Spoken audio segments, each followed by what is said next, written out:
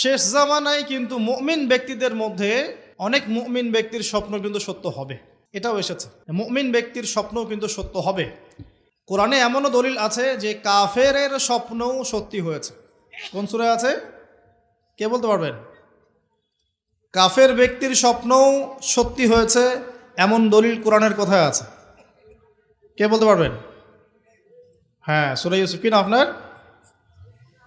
জি, আশিক। ঠিক আছে, মাশাআল্লাহ। আশিক ভাইয়ের জন্য আমাদের একটা হাদিয়া থাকবে ইনশাআল্লাহ, আপনি আলোচনা শেষে নিয়ে যাবেন।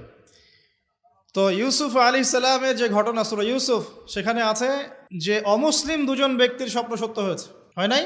একজন এসে বলেছেন আমার মাথায় রুটি, রুটি খেয়ে নিচ্ছে পাখি। আরেকজন বলেছে আমার হাতে ছিল শরাব, এই শরাব আমি পান করাচ্ছি রাজাকে, বাদশাকে। ইউসুফ আলাইহিস সালাম বললেন যে পান করাচ্ছে বাদশাকে সে নাজাত পেয়ে যাবে জেল থেকে, আর যার মাথা থেকে রুটি খাওয়া হচ্ছে তাকে শুলদণ্ড দেওয়া হবে। ঘটনা সত্য ছিল তো? আচ্ছা, এখানে এই দুই ব্যক্তি কিন্তু মুসলিম নন, তারা কিন্তু অমুসলিম। তো যেটা বলছিলাম যে আল্লাহর পক্ষ থেকে মুমিন ব্যক্তিকে সত্য স্বপ্ন দেখানো হতে পারে শেষ জামানায়, বেশি বেশি হতে পারে। তাই যখন ভালো কোনো স্বপ্ন দেখবেন শুকরিয়া আদায় করবেন আল্লাহর কাছে।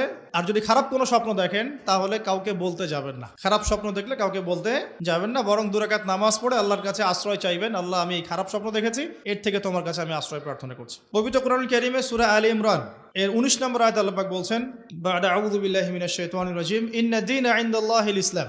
আল্লাহ রাব্বুল আলামিন নিজে বলছেন যে নিশ্চয়ই আল্লাহর কাছে একমাত্র গ্রহণযোগ্য দিন বা জীবন ব্যবস্থার নাম কি? ইসলাম। ইসলাম শব্দের অর্থ কি? আমরা বলি শান্তি। সত্যিকার অর্থে ইসলাম শব্দের অর্থ হচ্ছে আত্মসমর্পণ করা। কি করা? আত্মসমর্পণ করা। যে ব্যক্তি আত্মসমর্পণ করে, যে ব্যক্তি ইসলাম পরিপূর্ণরূপে পালন করে, তাকে আমরা বলি মুসলিম। যে ব্যক্তি ইসলাম পরিপূর্ণরূপে পালন করে তাকে আমরা বলি মুসলিম। যেমন এই মুসলিম শব্দের সাথে যে নবীর নাম জড়িত সেটা হলো, তিনি হলেন ইব্রাহিম আলাইহিস সালাম। সূরা হজ পড়ে দেখবেন, হুয়া সাম্মাকুমুল মুসলিমিন, তিনি তো আমাদের নাম দিয়েছেন মুসলিম, এই জাতির নাম দিয়েছেন। তিনি আমাদের জাতির পিতা, মুসলিম জাতির পিতা। তো ইব্রাহিম আলাইহিস সালামের ব্যাপারে আল্লাহ পাক বলছেন, ইয ক্বালা লাহু রাব্বুহু আসলিম ক্বালা আসলামতু লিরাব্বিল আলামিন। যখনই আল্লাহ পাক ইব্রাহিমকে বলতেন আলাইহিস সালাম যে আত্মসমর্পণ করো, ইব্রাহিম আলাইহিস সালাম কোনো বিজ্ঞান যুক্তি দর্শন খুঁজতে যেতেন না। তিনি বলতেন আসলামতু লিরাব্বিল আলামিন, আমি বিশ্বজগতের প্রতিপালকের কাছে আত্মসমর্পণ করলাম। উদাহরণ দিচ্ছি, আল্লাহ রাব্বুল আলামিন ইব্রাহিম আলাইহিস সালামকে বলেছিলেন স্ত্রী এবং সন্তানকে জনমানব শূন্য কাবা ঘরের পাশে রেখে আসতে। ঠিক আছে, জানি তো আমরা। ইব্রাহিম আলাইহিস সালাম জানতেন সেখানে কোনো মানুষ নেই, কোনো পানি নেই, কোনো প্রাণীও নেই, না খাবার আছে, না পানি আছে, না কোনো প্রাণী আছে। এরপরেও তিনি স্ত্রী এবং সন্তানকে সেখানে রেখে আসলেন। আল্লাহ পাককে প্রশ্ন করলেন না কেন রেখে আসবো, এর পিছনে কারণ কি, যুক্তি কি, দর্শন কি, জিজ্ঞেস করেছেন? ইয ক্বালা লাহু রাব্বুহু আসলিম, যখনই আল্লাহ পাক বলেছেন আত্মসমর্পণ করো, মেনে নাও, তিনি বলেছেন আসলামতু, আমি মেনে নিলাম, লিরাব্বিল আলামিন।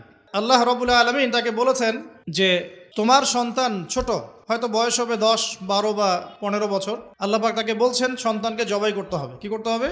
জবাই করতে হবে। তিনি চলে গেলেন, সন্তানকে বললেন, ইয়া বুনাই, হে আমার সন্তান, যার নাম ইসমাঈল আলাইহিস সালাম, ইন্নী আরা ফিল মানামি আন্নী আযবাহুক, আমি আমার স্বপ্নে দেখেছি আমি তোমাকে জবাই করছি। কি করছি? জবাই করছি। আর নবীদের স্বপ্ন কিন্তু ওহী। নবীদের স্বপ্ন কি হয়?